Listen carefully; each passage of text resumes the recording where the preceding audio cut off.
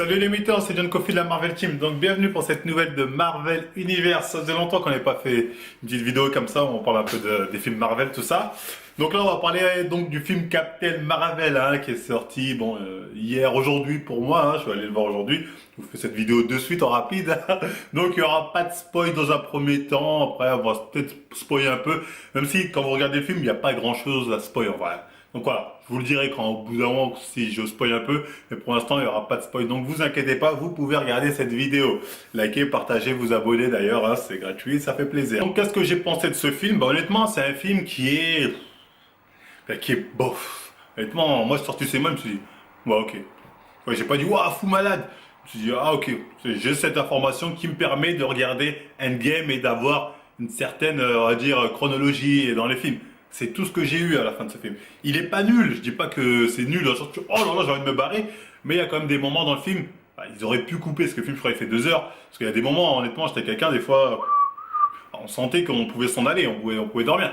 Ça manquait peut-être d'action, trop de sentimentalisme peut-être, ou je sais pas quoi, parce que c'est bon, d'ailleurs, je tiens à préciser que j'avais plus ou moins raison quand j'ai dit première héroïne SJW. Bon, c'est pas une SJW avec les cheveux jaunes, bleus, je ne sais quoi, mais quand même, quand on regarde le film, on sent beaucoup le truc de la femme féministe mise en avant, qui est là, qui frappe les hommes, qui est en mode, genre, elle se rappelle des fois des souvenirs où les hommes lui disaient, t'arriveras jamais à faire ce que les hommes font, va à la cuisine, va faire ci. Elle est là, elle se bat contre ça. Voilà, il y a un peu ce message de oui, je suis la femme moderne, la femme qui bat les hommes, etc., etc. Indirectement, ce message, il est dans le film.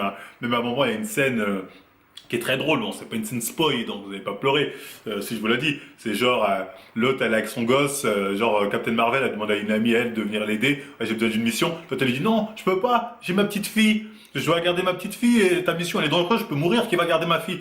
Après, la petite fille, elle a dit, maman, quel exemple tu me donnes? Tu devrais aller sauver la planète. C'est ça que tu veux me donner comme exemple? Une mère qui reste devant la télé à s'occuper de ses enfants? J'ai vu ça, j'ai dit, ok. Donc maintenant, les mères de famille laissent leurs enfants pour aller sauver le monde. Ok, un homme, ça aurait été pareil. Donc tu laisses ton gosse pour dire, je vais sauver le monde alors que t'as pas de pouvoir. C'est pas Captain Marvel, c'est l'autre. Enfin bref, il y a quand même ce message de la femme libre, la femme ne se laisse pas, on va dire, mettre dans des cases qui pourraient la rabaisser, je ne sais quoi. Bon, ça montre qu'ils ont quand même voulu faire un truc innovateur, pourquoi pas. Mais j'avais raison quand je disais, je sentais le côté SJW dans tout ça. Donc il faut savoir que tout l'enjeu du film, c'est de savoir en gros, le vrai enjeu du film, c'est comment Captain Marvel a eu ses pouvoirs. Dès le début, c'est ça le vrai enjeu.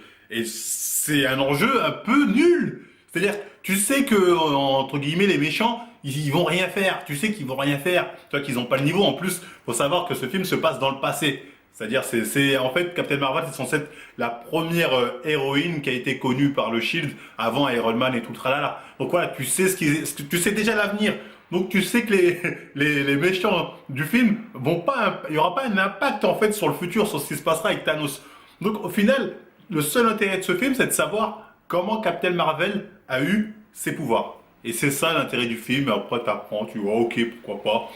Voilà, c'est le seul intérêt de ce film. Bon, je vais pas vous dire comment, mais bon, vous allez savoir en regardant le film. Mais c'est vraiment le seul intérêt de ce film. Sinon, si vous espérez, ça va me donner une piste pour Thanos, que dalle. Que dalle, Par contre, après, on peut parler de ses pouvoirs. Là, par contre, c'est abusé. Ses pouvoirs, c'est le niveau, j'allais dire divin, mais je pense qu'elle est même au-dessus.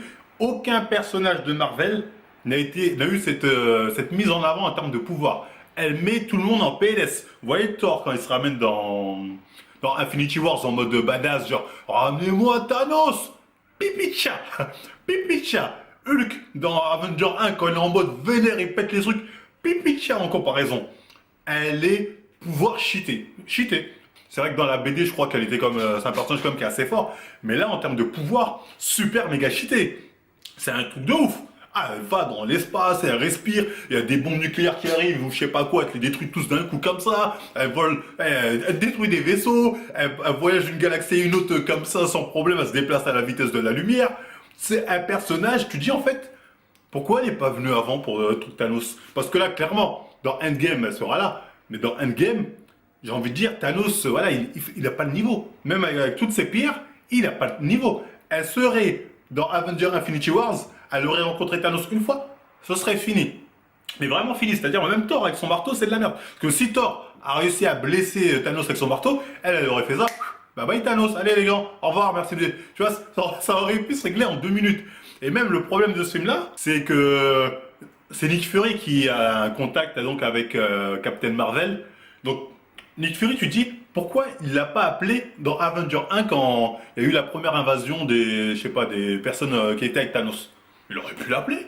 Tu te remets en question, tu te dis, vu la puissance de Captain Marvel, elle aurait pu régler le problème Loki, le problème Ultron, et le problème Thanos.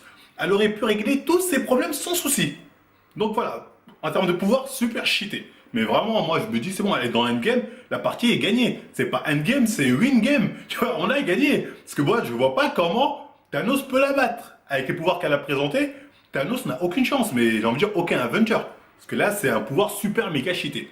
Voilà, après on aime, on n'aime pas, je dis pas. Je dis juste qu'en termes de pouvoir, comment elle est présentée. Et en plus, faut le savoir, parce qu'ils nous disent, du genre, quand elle commence vraiment à développer son pouvoir, elle dit, ah, je commence, en gros, je commence à connaître mon pouvoir. C'est-à-dire, ce qu'on voit dans le film, c'est le début. Et elle peut aller encore plus loin, tu vois, c'est qu'un début. Donc là, on a vraiment affaire au personnage le plus fort, je pense, qu'on a jamais vu hein, dans tout le Marvel Cinematic Universe. Bah après, j'étais quand même intéressé dans le film parce que je me disais, allez, j'ai envie de savoir quand même de quelle façon un peu badass ils vont montrer que Nick Fury, comment il a perdu son œil. Même si ils vont montrer une petite scène qui va être un peu badass, un peu mythique.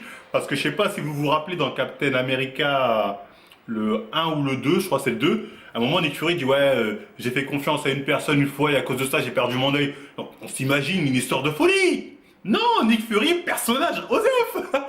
Ils en ont rien à foutre. Bon, je vais pas vous le dire parce que ça spoil, mais la façon dont il a perdu son œil, Osef, là, c'est un truc qu'ils nous ont pas respecté. Et même dans ça, je me suis dit, au moins ils vont mettre un truc classe, une scène classe, tout ça. Pouf, rien à serrer. Ah, rien à serrer. Osef. Donc ça m'a un peu énervé aussi. Je me suis dit, ah ouais, même les petits détails comme ça, fan service, ils le font pas. Donc pourquoi dans Captain America, il dit, ouais, j'ai fait confiance à quelqu'un à cause de ça, j'ai perdu un œil. Pour au final, quand on voit comment il l'a perdu, MDR, franchement, MDR. Mais bon, enfin bref, voilà, c'était... voilà, le film après en soi... Bon, il y a de bons effets spéciaux, il y a un peu d'humour à la Marvel. Bon, pas trop lourd l'humour, hein, ça va, il n'y a pas trop d'humour lourd. Après, les scènes de bagarre, ça va, comme j'ai dit, la seule scène intéressante, c'est quand on voit vraiment Captain Marvel qui voilà, fait montrer son vrai pouvoir. Et encore, vrai pouvoir, elle vient de commencer à l'utiliser son pouvoir dans Captain Marvel. Son vrai pouvoir, on le verra dans Endgame, et là, elle va faire un massacre, je pense. Donc voilà, à part ça, à part voilà, savoir comment elle a eu ses pouvoirs, il n'y a pas de réel intérêt dans ce film en fait. Voilà, parce qu'on sait qu'elle sera dans Endgame parce qu'il l'a appelé Fury à la fin de Infinity Wars. Donc au final, c'est pas une surprise. Donc voilà, il n'y a pas vraiment un truc voilà, qui est indispensable pour regarder Endgame. On peut regarder Endgame sans avoir vu Captain Marvel. Là, faut être très clair là-dessus. Donc voilà, c'était tout après sur ce film. Hein. Comme j'ai dit, après, ça m'inquiète un peu pour Endgame. Parce que les deux derniers Marvel que j'ai vus n'ont pas plus d'ouf. Le dernier avant celui-ci, c'était Ant-Man et la Guêpe. J'ai même pas voulu faire une review tellement j'ai trouvé ça nul. Et celui-ci, pas ouf. Donc Endgame, je m'inquiète un peu. Surtout que là, le personnage de Captain Marvel, encore une fois, il est tellement puissant que j'ai envie de dire, pas besoin de ramener tout le monde, ramener juste Captain Marvel. Et je pense que Thanos, c'est fini. S'ils sont cohérents, en tout cas, d'après ce qu'on a pu voir sur Captain Marvel, je pense qu'à elle tout seul, elle a fini Thanos normalement. Après, bon, on va voir ce que donne Endgame. Mais je vous avoue que là, j'ai un peu peur. Un peu peur, c'est-à-dire je sais déjà qu'Endgame ne sera pas mieux que Infinity Wars, ça je le sais, je suis pratiquement sûr à 100%, mais voilà, j'espère vraiment que ça va pas être un loupé. Donc en résumé, ce film est pas ouf, vraiment pas ouf. Pas nul, j'ai envie de dire, mais parce que Ant-Man et la Guêpe pour moi c'était vraiment nul. Là c'est pas nul, mais c'est pas ouf, voilà, c'est vraiment pas... Enfin, je le mets vraiment dans le bas des Marvel que j'ai pu voir, hein, et je blague pas quand je dis ça, je mets dans, voilà, dans le bas niveau. Après, il est intéressant parce que bon, il nous montre la façon dont Captain Marvel a eu ses pouvoirs et aussi il nous montre aussi à quel point elle est extraordinaire et à quel point elle est cheatée. Personnellement, je dirais, oh, hyper cheatée parce que comparé aux les autres paraissent tous minables. Donc voilà, l'intérêt du film, il est là. Mais c'est vraiment le seul intérêt, sinon, pas ouf du tout. C'était tout pour ma petite review, hein.